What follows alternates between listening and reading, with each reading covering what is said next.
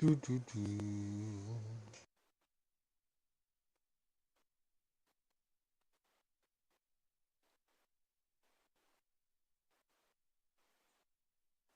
Harper Audio presents The Subtle Art of Not Giving a Fuck, a counterintuitive approach to living a good life. By Mark Manson. Read by Roger Wayne. Chapter 1. Don't Try. Charles Bukowski was an alcoholic, a womanizer, a chronic gambler, a lout, a cheapskate, a deadbeat, and on his worst days, a poet. He's probably the last person on earth you would ever look to for life advice or expect to see in any sort of self-help book, which is why he's the perfect place to start. Bukowski wanted to be a writer, but for decades his work was rejected by almost every magazine, newspaper, journal, agent, and publisher he submitted to. His work was horrible, they said, crude, disgusting, depraved.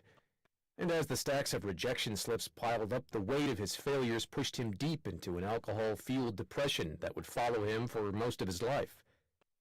Bukowski had a day job as a letter filer at a post office. He got paid shit money and spent most of it on booze.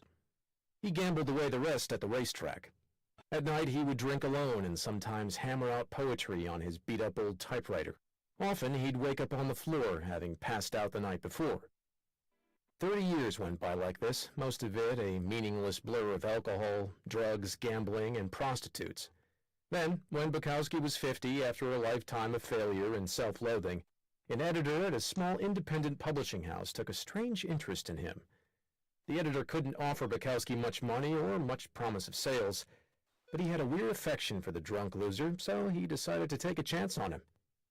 It was the first real shot Bukowski had ever gotten, and he realized, probably the only one he would ever get. Bukowski wrote back to the editor, "I have one of two choices, stay in the post office and go crazy, or stay out here and play at writer and starve. I have decided to starve." Upon signing the contract, Bukowski wrote his first novel in 3 weeks. It was called simply Post Office. In the dedication, he wrote, "Dedicated to nobody." Bukowski would make it as a novelist and poet. He would go on and publish 6 novels and hundreds of poems, selling over 2 million copies of his books. His popularity defied everyone's expectations, particularly his own. Stories like Bukowski's are the bread and butter of our cultural narrative. Bukowski's life embodies the American dream. A man fights for what he wants, never gives up, and eventually achieves his wildest dreams. It's practically a movie waiting to happen. We all look at stories like Bukowski's and say, see, he never gave up. He never stopped trying. He always believed in himself. He persisted against all the odds and made something of himself. It is then strange that on Bukowski's tombstone, the epitaph reads, "Don't try." See, despite the book sales and the fame, Bukowski was a loser. He knew it, and his success stemmed not from some determination to be a winner, but from the fact that he knew he was a loser, accepted it, and then wrote honestly about it. He never tried to be anything other than what he was. The genius in Bukowski's work was not in overcoming unbelievable odds or developing himself into a shining literary light. It was the opposite. It was his simple ability to be completely unflinchingly honest with himself, especially the worst parts of himself, and to share his failings without hesitation or doubt. This is the real story of Bukowski's success. His comfort with himself as a failure. Bukowski didn't give a fuck about success. Even after his fame, he still showed up to poetry readings, hammered and verbally abused people in his audience. He still exposed himself in public and tried to sleep with every woman he could find. Fame and success didn't make him a better person, nor was it by becoming a better person that he became famous and successful. Self-improvement and success often occur together, but that doesn't necessarily mean they're the same thing. Our culture today is obsessively focused on unrealistically positive expectations. Be happier, be healthier, be the best, better than the rest, be smarter, faster, richer, sexier, more popular, more productive, more envied, and more admired.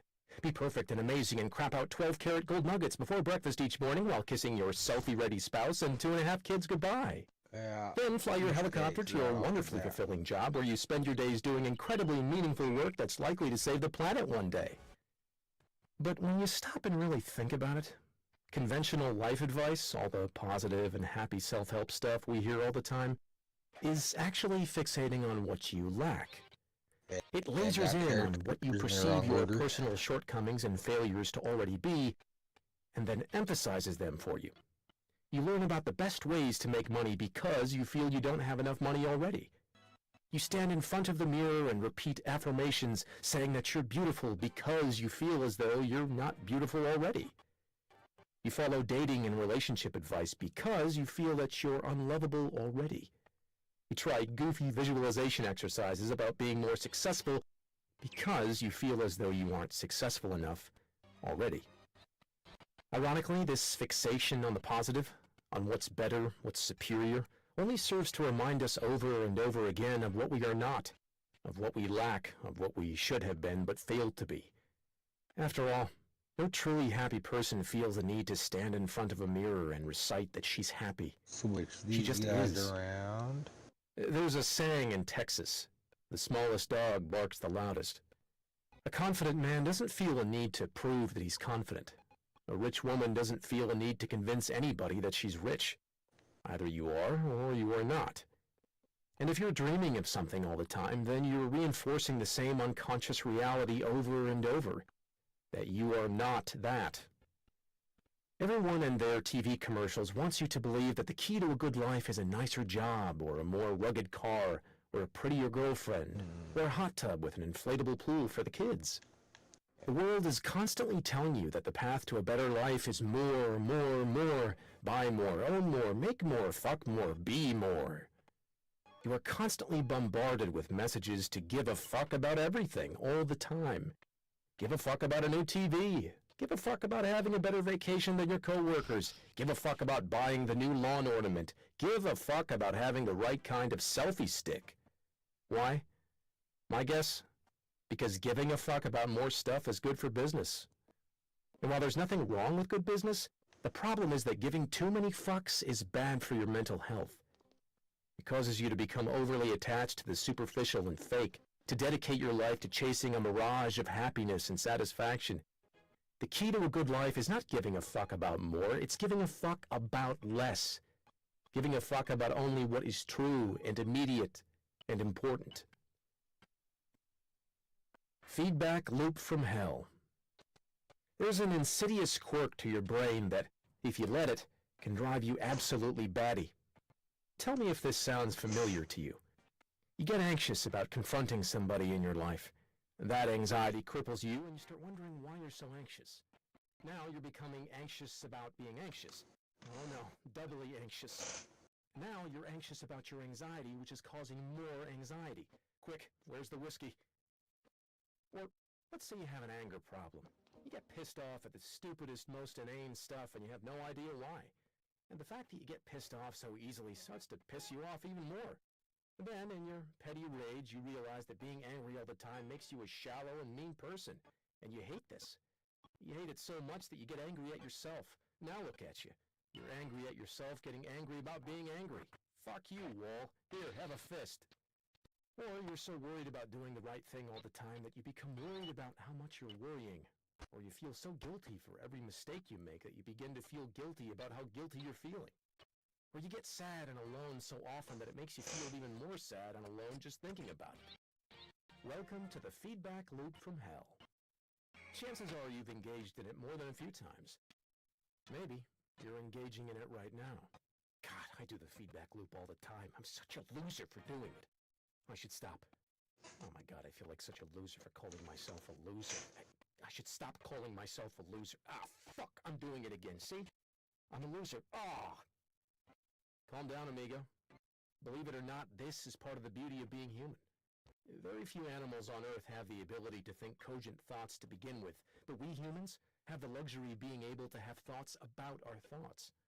So I can think about watching Miley Cyrus videos on YouTube and then immediately think about what a sicko I am for wanting to watch Miley Cyrus videos on YouTube. Ah, the miracle of consciousness. Now, here's the problem. Our society today, through the wonders of consumer culture and, hey, look, my life is cooler than yours, social media, has bred a whole generation of people who believe that having these negative experiences anxiety, fear, guilt, etc., is totally not okay. I mean, if you look at your Facebook feed, everybody there is having a fucking grand old time. Look, 8 people got married this week. And some 16-year-old on TV got a Ferrari for her birthday. And another kid just made $2 billion inventing an app that automatically delivers you more toilet paper when you run out. Meanwhile, you're stuck at home flossing your cat. And you can't help but think your life sucks even more than you thought. The feedback loop from hell has become a borderline epidemic, making many of us overly stressed, overly neurotic, and overly self-loathing. Back in Grandpa's day, he would feel like shit and think to himself, "Gee whiz, I sure do feel like a cow turd today. But hey, I guess that's just life. Back to shoveling hay." But now if you feel like shit for even 5 minutes, you're bombarded with 350 images of people totally happy and having amazing fucking lives. And it's impossible to not feel like there's something wrong with you. It's this last part that gets us into trouble. We feel bad about feeling bad. We feel guilty for feeling guilty. We get angry about getting angry. We get anxious about feeling anxious. What is wrong with me? This is why not giving a fuck is so key. This is why it's going to save the world. And it's going to save it by accepting that the world is totally fucked, and that's all right. Because it's always been that way and always will be. By not giving a fuck that you feel bad, you short-circuit the feedback loop from hell. You say to yourself, "I feel like shit, but who gives a fuck?" And then, as if sprinkled by magic fuck-giving fairy dust, you stop hating yourself for feeling so bad. George Orwell said that to see what's in front of one's nose requires a constant struggle. Well, the solution to our stress and anxiety is right there in front of our noses. And we're too busy watching porn and advertisements for ab machines that don't work, wondering why we're not banging a hot blonde with a rocking six-pack to notice. We joke online about first-world problems, but we really have become victims of our own success. Stress-related health issues, anxiety disorders, and cases of depression have skyrocketed over the past 30 years, despite the fact that everyone has a flat-screen TV and can have their groceries delivered. Our crisis is no longer material, it's existential. It's spiritual. We have so much fucking stuff and so many opportunities that we don't even know what to give a fuck about anymore. Because there's an infinite amount of things we can see or know, there are also an infinite number of ways we can discover that we don't measure up, that we're not good enough, that things aren't as great as they could be. And this rips us apart inside. Because here's the thing that's wrong with all of the how to be happy shit that's been shared 8 million times on Facebook in the past few years. Here's what nobody realizes about all of this crap. The desire for more positive experience is itself a negative experience. And paradoxically, the acceptance of one's negative experience is itself a positive experience. This is a total mindfuck, so I'll give you a minute to unpretzel your brain and maybe read that again. Wanting positive experience is a negative experience. Accepting negative experience is a positive experience. It's what the philosopher Alan Watts used to refer to as the backwards law. The idea that the more you pursue feeling better all the time, the less satisfied you become, as pursuing something only reinforces the fact that you lack it in the first place. The more you desperately want to be rich, the more poor and unworthy you feel, regardless of how much money you actually make. The more you desperately want to be sexy and desired, the uglier you come to see yourself, regardless of your actual physical appearance. The more you desperately want to be happy and loved, the lonelier and more afraid you become, regardless of those who surround you. The more you want to be spiritually enlightened, the more self-centered and shallow you become in trying to get there. It's like this one time I tripped on acid and it felt like the more I walked toward a house, the farther away the house got from me. And yes, I just used my LSD hallucinations to make a philosophical point about happiness. No fucks given. As the existential philosopher Albert Camus said, and I'm pretty sure he wasn't on LSD at the time, you will never be happy if you continue to search for what happiness consists of. You will never live if you are looking for the meaning of life. Or, put more simply, don't try. Now, I know what you're saying. Mark, this is making my nipples all hard, but what about the Camaro I've been saving up for? What about the beach body I've been starving myself for? After all, I paid a lot of money for that ab machine. What about the big house on the lake I've been dreaming of? If I stop giving a fuck about those things, well, then I'll never achieve anything. I don't want that to happen, do I? So glad you asked. Ever notice that sometimes when you care less about something, you do better at it? Notice how it's often the person who is the least invested in the success of something that actually ends up achieving it? Notice how sometimes when you stop giving a fuck, everything seems to fall into place? What's with that? What's interesting about the backwards law is that it's called backwards for a reason. Not giving a fuck works in reverse. If pursuing the positive is a negative, then pursuing the negative generates the positive. The pain you pursue in the gym results in better all-around health and energy. The failures in business are what lead to a better understanding of what's necessary to be successful. Being open with your insecurities paradoxically makes you more confident and charismatic around others. The pain of honest confrontation is what generates the greatest trust and respect in your relationships. Suffering through your fears and anxieties is what allows you to build courage and perseverance. Seriously, I could keep going, but you get the point. Everything worthwhile in life is won through surmounting the associated negative experience. Any attempt to escape the negative, to avoid it or quash it or silence it, only backfires. The avoidance of suffering is a form of suffering. The avoidance of struggle is a struggle. The denial of failure is a failure. Hiding what is shameful is itself a form of shame. Pain is an inextricable thread in the fabric of life, and to tear it out is not only impossible, but destructive. Attempting to tear it out unravels everything else with it. To try to avoid pain is to give too many fucks about pain. In contrast, if you're able to not give a fuck about the pain, you become unstoppable. In my life, I have given a fuck about many things. I have also not given a fuck about many things. And like the road not taken, it was the fucks not given that made all the difference. Chances are you know somebody in your life who, at one time or another, did not give a fuck and then went on to accomplish amazing feats. Perhaps there was a time in your own life when you simply did not give a fuck and excelled to some extraordinary height. For myself, quitting my day job in finance after only 6 weeks to start an internet business ranks pretty high up there in my own didn't give a fuck Hall of Fame. Same with deciding to sell most of my possessions and move to South America. Fucks given? None. Just went and did it. These moments of non-fuckery are the moments that most define our lives. The major switch in careers, the spontaneous choice to drop out of college and join a rock band, the decision to finally dump that deadbeat boyfriend whom you caught wearing your pantyhose a few too many times. To not give a fuck is to stare down life's most terrifying and difficult challenges and still take action. While not giving a fuck may seem simple on the surface, it's a whole new bag of burritos under the hood. I don't even know what that sentence means, but I don't give a fuck. A bag of burritos sounds awesome, so let's just go with it. Most of us struggle throughout our lives by giving too many fucks in situations where fucks do not deserve to be given. We give too many fucks about the rude gas station attendant who gave us our change in nickels. We give too many fucks when a show we liked was canceled on TV. We give too many fucks when our coworkers don't bother asking us about our awesome weekend. Meanwhile, our credit cards are maxed out, our dog hates us, and Junior is snorting meth in the bathroom. Yet we're getting pissed off about nickels and everybody loves Raymond. Look, this is how it works. You're going to die one day. I know that's kind of obvious, but I just wanted to remind you in case you'd forgot. You and everyone you know are going to be dead soon, and in the short amount of time between here and there, you have a limited amount of fucks to give.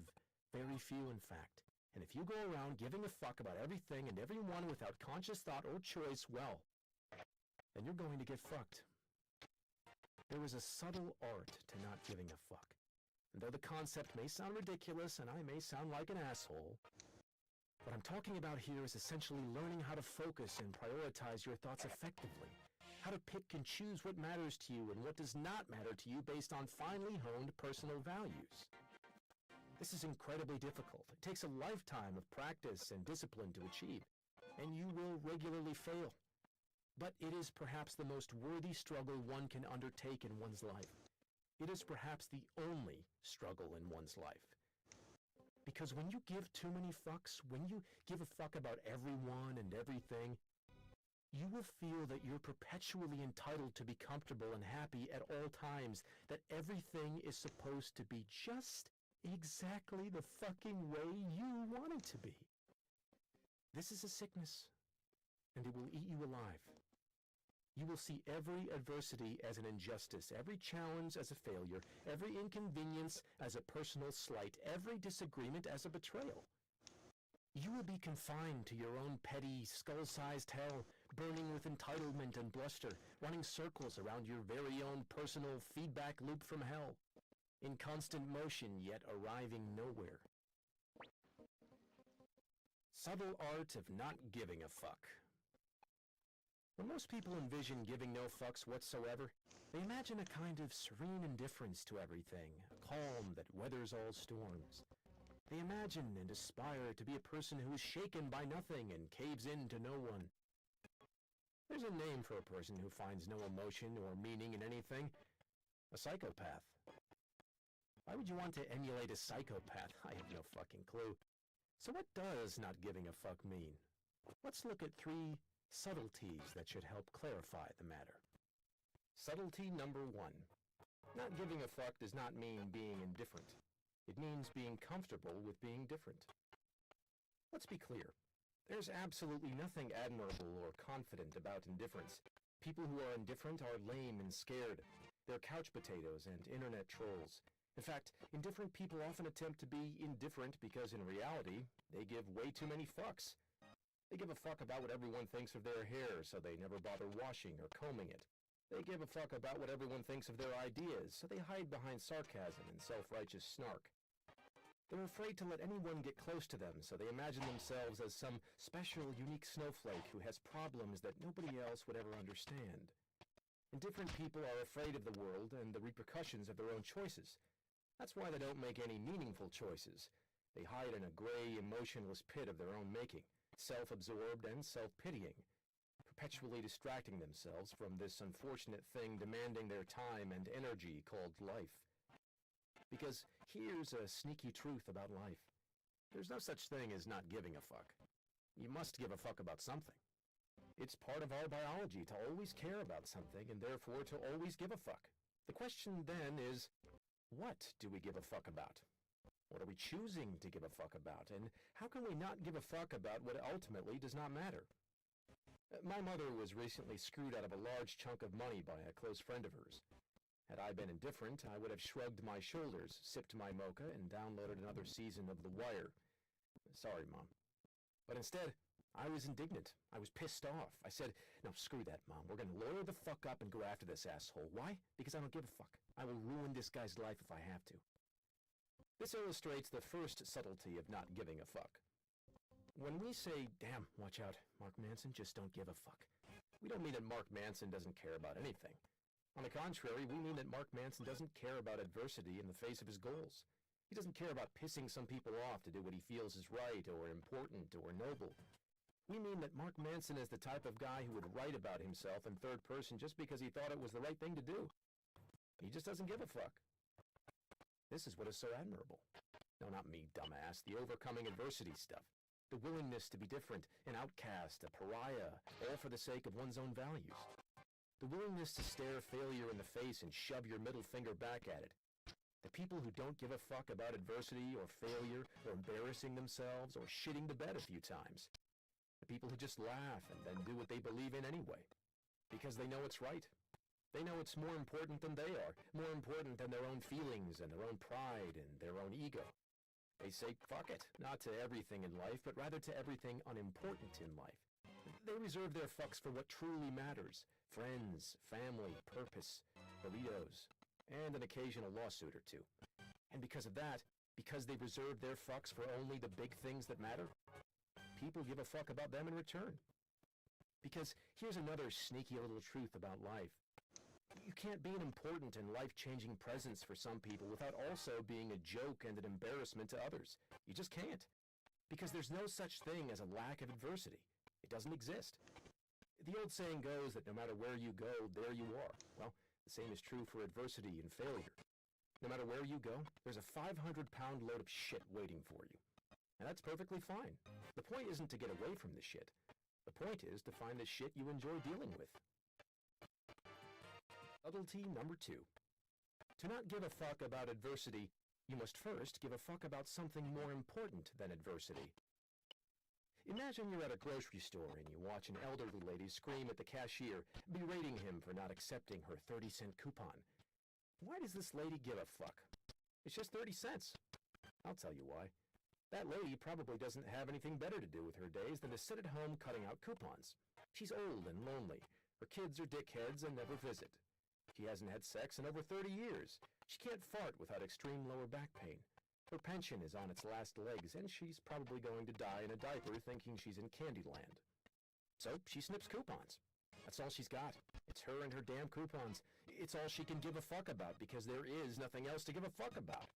And so when that pimply-faced 17-year-old cashier refuses to accept one of them, when he defends his cash register's purity the way knights used to defend maidens' virginity, you can bet Granny is going to erupt.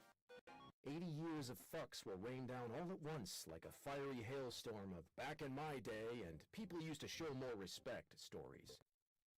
The problem with people who hand out fucks like ice cream at a goddamn summer camp is that they don't have anything more fuck-worthy to dedicate their fucks to.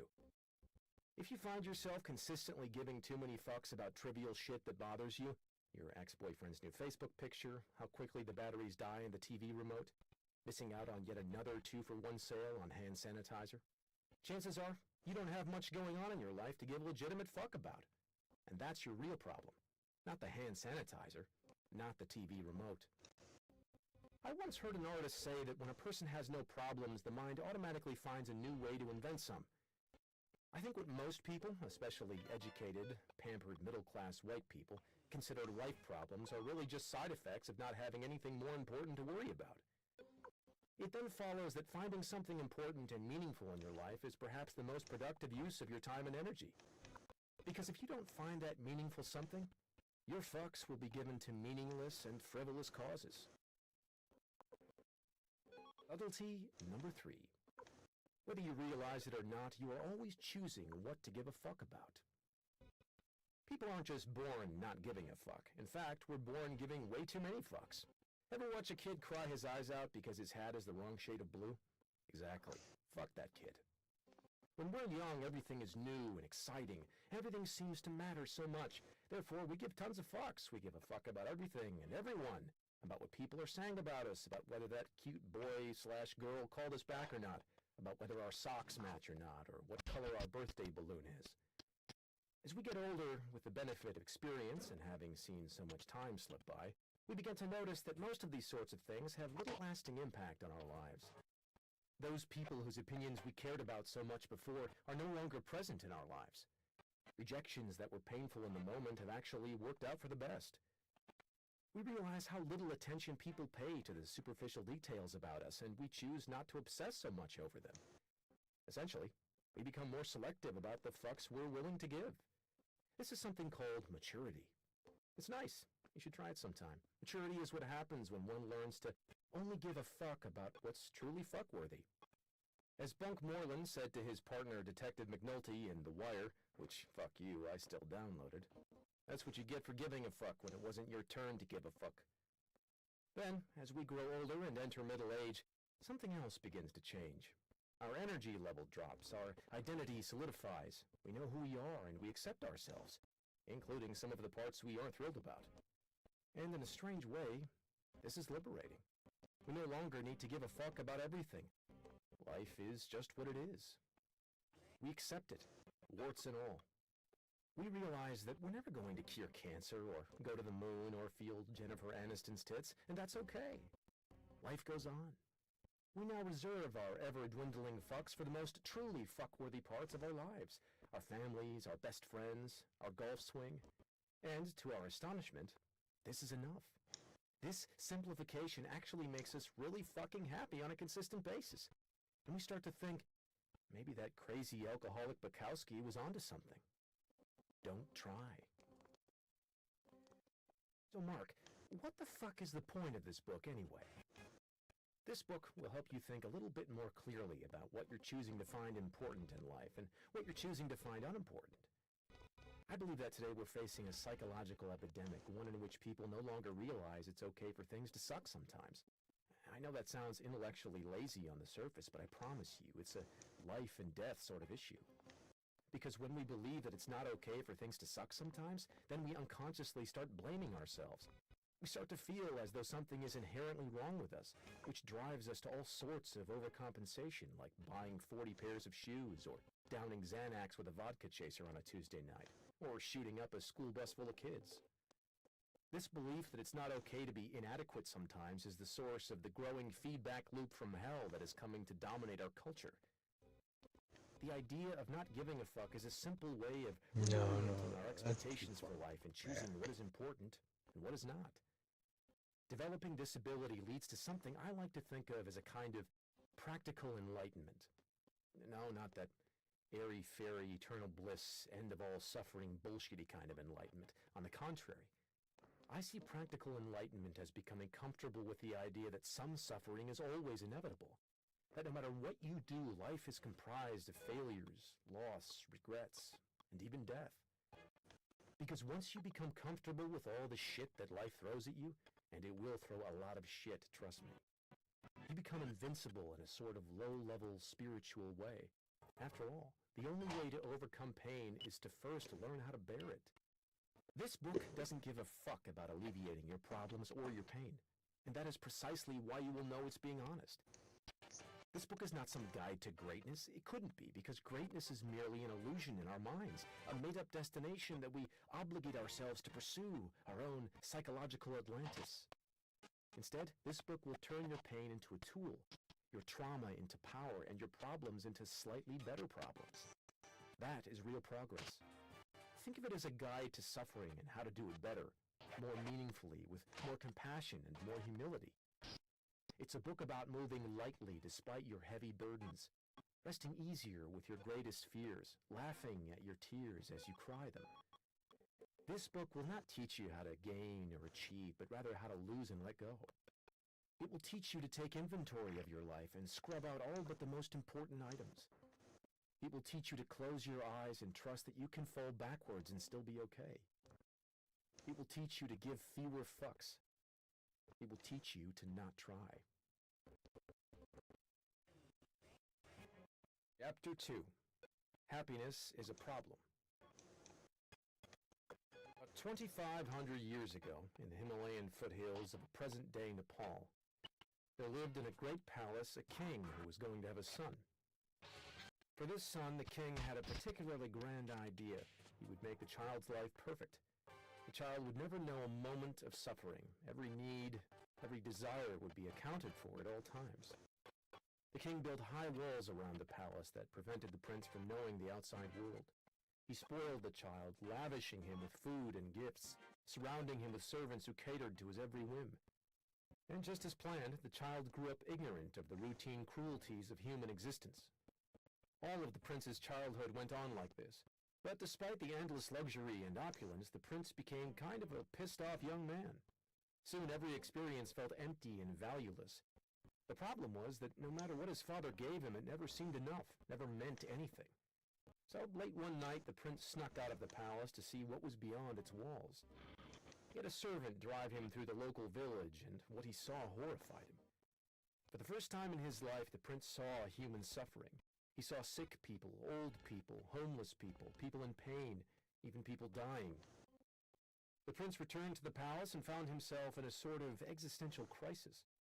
Not knowing how to process what he'd seen, he got all emo about everything and complained a lot. And as is so typical of young men, the prince ended up blaming his father for the very things his father had tried to do for him. It was the riches, the prince thought, that had made him so miserable, that had made life seem so meaningless. He decided to run away.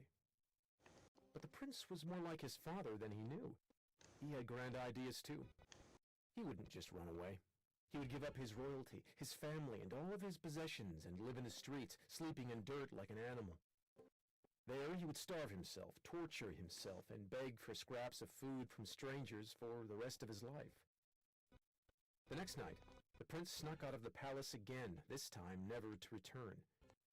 For years he lived as a bum, a discarded and forgotten remnant of society, the dog shit caked to the bottom of the social totem pole. And as planned, the prince suffered greatly.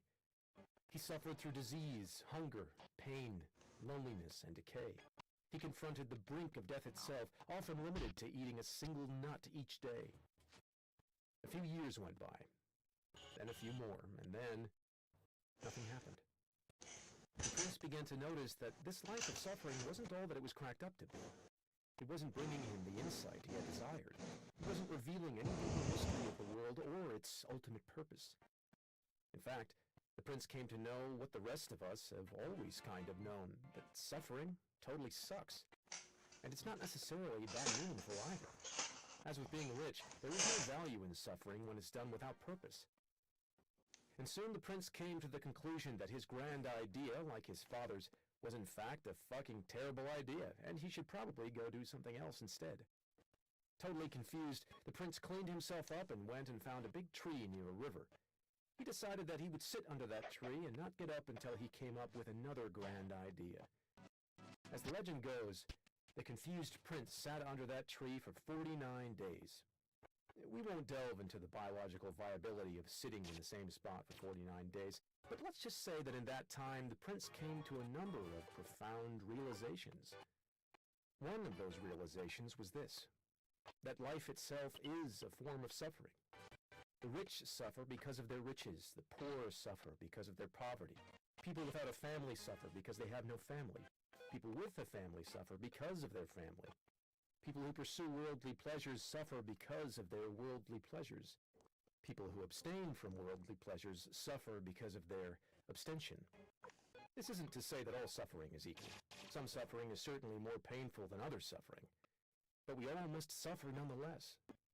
Years later, the prince would build his own philosophy and share it with the world. And this would be its first and central tenet. That pain and loss are inevitable, and we should let go of trying to resist them. The prince would later become known as the Buddha. And in case you haven't heard of him, he was kind of a big deal.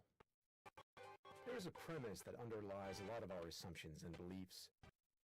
The premise is that happiness is algorithmic, that it can be worked for and earned and achieved as if it were getting accepted to law school or building a really complicated Lego set. If I achieve X, then I can be happy. If I look like Y, then I can be happy. If I can be with a person like Z, then I can be happy. This premise, though, is the problem. Happiness is not a solvable equation. Dissatisfaction and unease are inherent parts of human nature and, as we'll see, necessary components to creating consistent happiness. The Buddha argued this from a theological and philosophical perspective. I will make the same argument in this chapter, but I will make it from a biological perspective, and with pandas.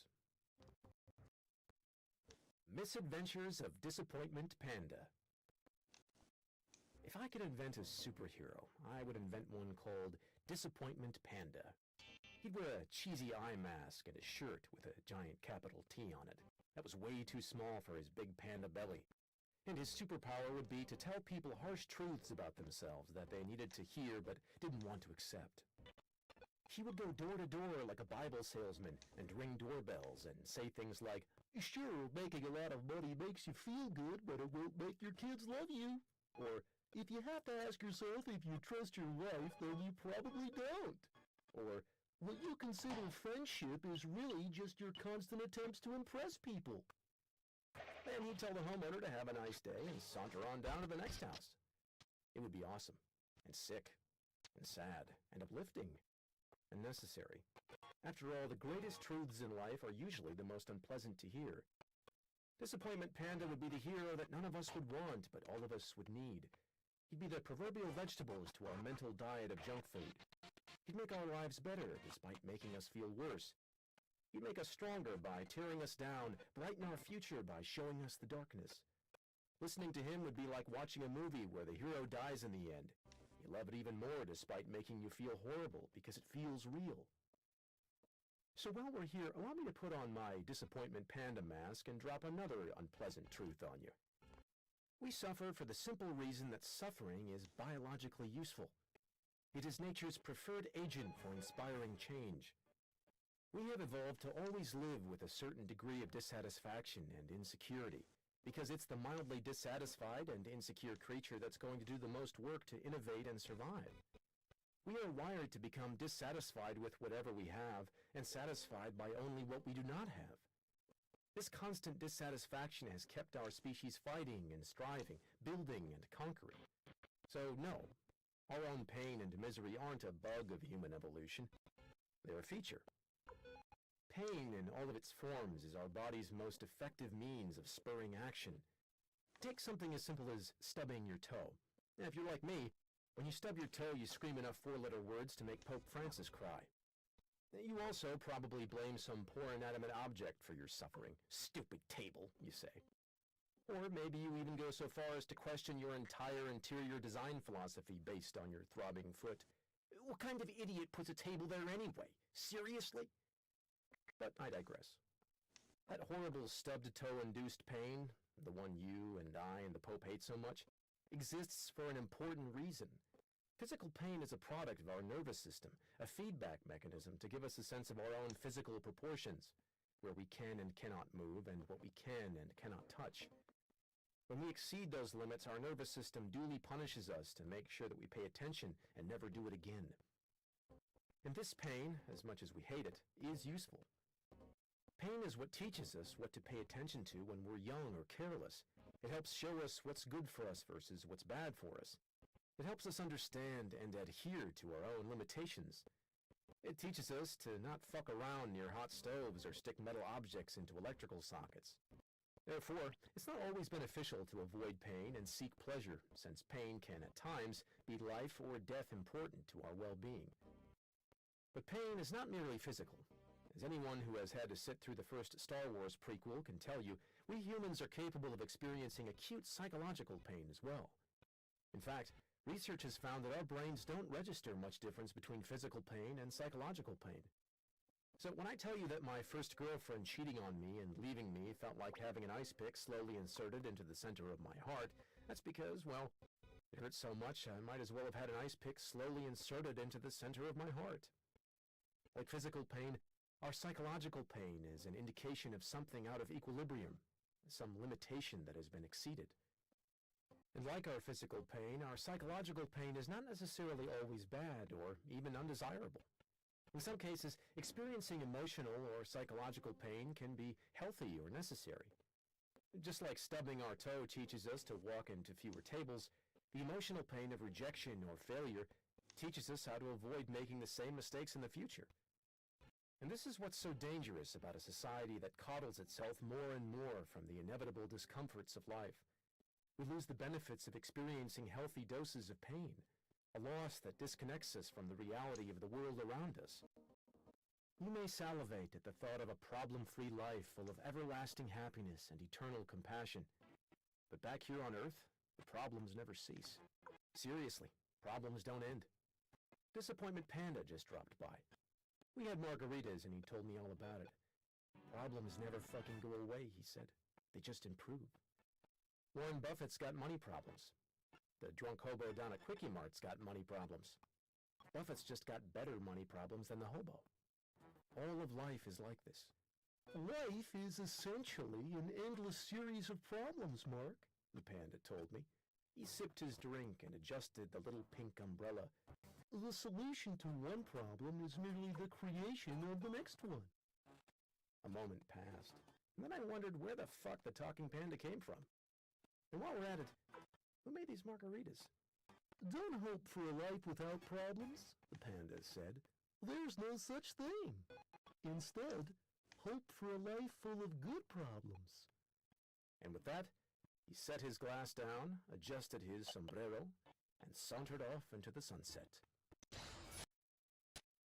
Happiness comes from solving problems. Problems are constant in life.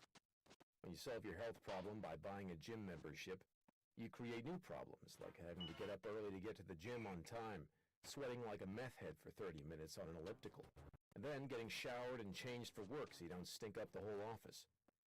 When you solve your problem of not spending enough time with your partner by designating Wednesday night date night, You generate new problems, such as figuring out what to do every Wednesday that you both won't hate, making sure you have enough money for nice dinners, rediscovering the chemistry and spark you two feel you've lost, and unraveling the logistics of fucking in a small bathtub filled with too many bubbles.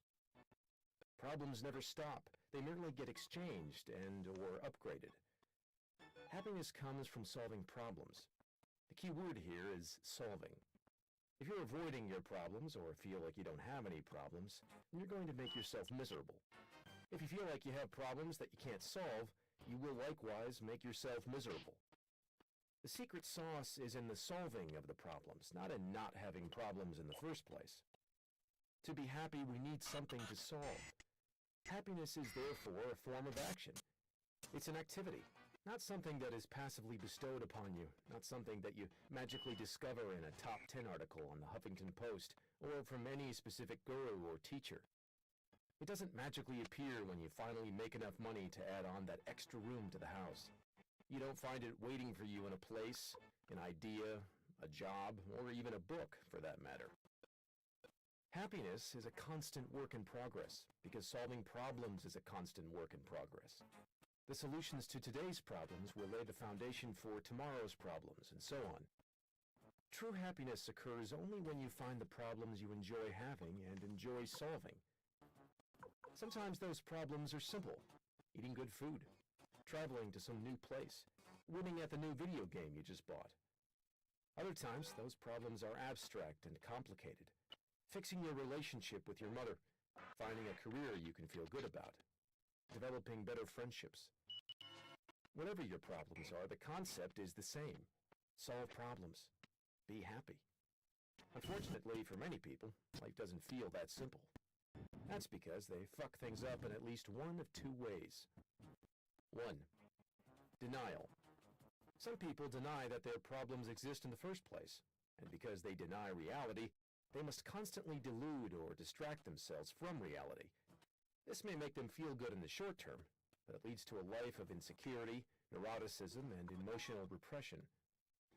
2. Victim mentality. Some choose to believe that there is nothing they can do to solve their problems, even when they in fact could.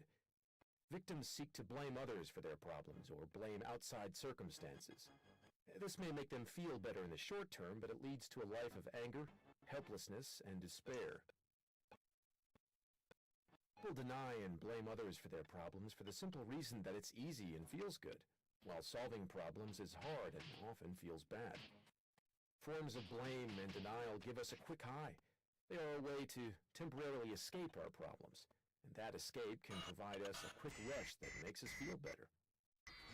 Highs come in many forms. Whether it's a substance like alcohol, the moral righteousness that comes from blaming others, or the thrill of some new risky adventure, highs are shallow and unproductive ways to go about one's life. Much of the self-help world is predicated on peddling highs to people rather than solving legitimate problems. Many self-help gurus teach you new forms of denial and pump you up with exercises that feel good in the short term while ignoring the underlying issue. Remember, nobody who is actually happy has to stand in front of a mirror and tell himself that he's happy. Highs also generate addiction. The more you rely on them to feel better about your underlying problems, the more you will seek them out. In this sense, almost anything can become addictive, depending on the motivation behind using it.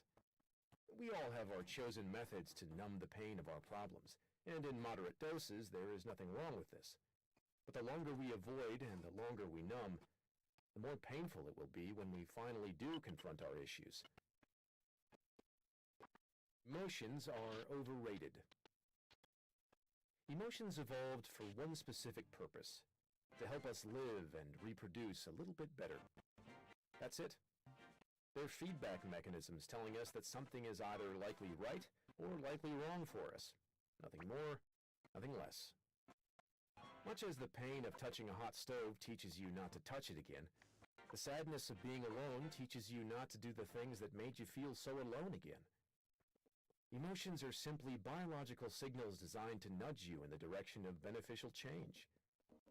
Look, I don't mean to make light of your midlife crisis or the fact that your drunk dad stole your bike when you were 8 years old and you still haven't gotten over it. But when it comes down to it, If you feel crappy, it's because your brain is telling you that there's a problem that's unaddressed or unresolved. In other words, negative emotions are a call to action. When you feel them, it's because you're supposed to do something. Positive emotions, on the other hand, are rewards for taking the proper action. When you feel them, life seems simple and there is nothing else to do but enjoy it. Then, like everything else, the positive emotions go away because more problems inevitably emerge. Emotions are a part of the equation of our lives, but not the entire equation. Just because something feels good doesn't mean it is good. Just because something feels bad doesn't mean it is bad. Emotions are merely signposts, suggestions that our neurobiology gives us, not commandments. Therefore, we shouldn't always trust our own emotions. In fact, I believe we should make a habit of questioning them. Many people are taught to repress their emotions for various personal, social, or cultural reasons, particularly negative emotions. Sadly, to deny one's negative emotions is to deny many of the feedback mechanisms that help a person solve problems. As a result, many of these repressed individuals struggle to deal with problems throughout their lives. And if they can't solve problems, then they can't be happy. Remember, pain serves a purpose. But then there are those people who over-identify with their emotions. Everything is justified for no other reason than they felt it. Oh, I broke your windshield, but I was really mad. I couldn't help it. Or, I dropped out of school and moved to Alaska just because it felt right. Decision-making based on emotional intuition without the aid of reason to keep it in line pretty much always sucks. You know who bases their entire lives on their emotions? 3-year-old kids and dogs. You know what else 3-year-olds and dogs do? Shit on the carpet. An obsession and overinvestment in emotion fails us for the simple reason that emotions never last. Whatever makes us happy today will no longer make us happy tomorrow, because our biology always needs something more. The fixation on happiness inevitably amounts to a never-ending pursuit of something else. A new house, a new relationship, another child, another pay raise. And despite all of our sweat and strain, we end up feeling eerily similar to how we started. Inadequate. Psychologists sometimes refer to this concept as the hedonic treadmill. The idea that we're always working hard to change our life situation, but we actually never feel very different. This is why our problems are recursive and unavoidable. The person you marry is the person you fight with. The house you buy is the house you repair. The dream job you take is the job you stress over. Everything comes with an inherent sacrifice. Whatever makes us feel good will also inevitably make us feel bad. What we gain is also what we lose. What creates our positive experiences will define our negative experiences. This is a difficult pill to swallow. We like the idea that there's some form of ultimate happiness that can be attained. We like the idea that we can alleviate all of our suffering permanently. We like the idea that we can feel fulfilled and satisfied with our lives forever. But we cannot. Choose your struggle. If I ask you, what do you want out of life? And you say something like, I want to be happy and have a great family and a job I like. Your response is so common and expected that it doesn't really mean anything. Everybody enjoys what feels good. Everyone wants to live a carefree, happy, and easy life, to fall in love and have amazing sex and relationships, to look perfect and make money and be popular and well-respected and admired, and a total baller to the point that people part like the Red Sea when they walk into the room. Everybody wants that. It's easy to want that. A more interesting question, a question that most people never consider, is, what pain do you want in your life? What are you willing to struggle for?